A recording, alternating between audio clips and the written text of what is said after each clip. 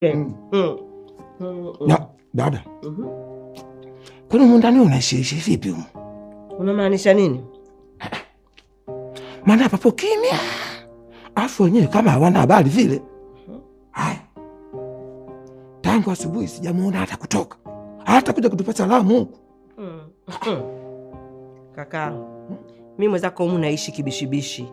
Ili mradi tu hawanipi tabu. Napata keke zangu hizi. Pata kama unaona.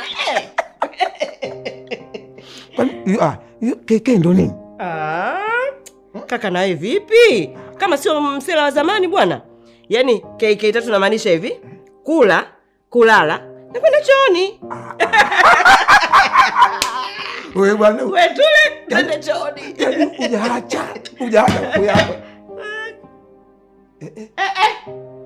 Vipi tena? Samanini. Wewe nawe. Yaani unataka kuibonyoa hii nyumba, unataka ifanane na baba yako kule na Shingwea?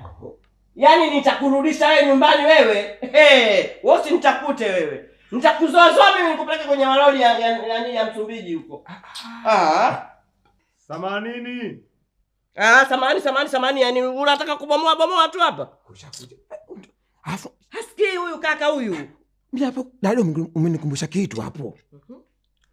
Huyu baba yake na Faraji kwani yupo wapi?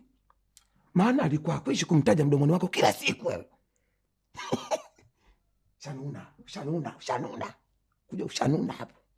Hebu niache na wewe. Basi. Wewe unataka mambo yasio kuhusu tu. Hebu tusogeze makochi kuangalia. Hapo pasilika kafe. Bwana umezidi bwana wewe. Kukunywa tu mambo yasio kuhusu. Basi. Shika huko. Bwana shika huko.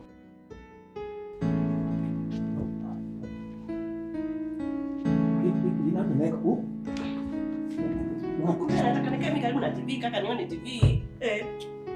Sogeza vizuri bwana na wewe. Unakuwa kama sasa huko nakaa wapi? Kaa wapi? Sikaa hapa, nataka niangalie.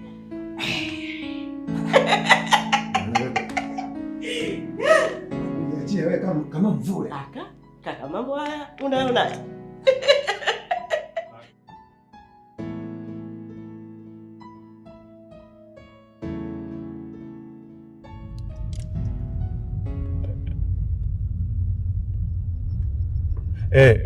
Ndugu yangu, nitachelewa kidogo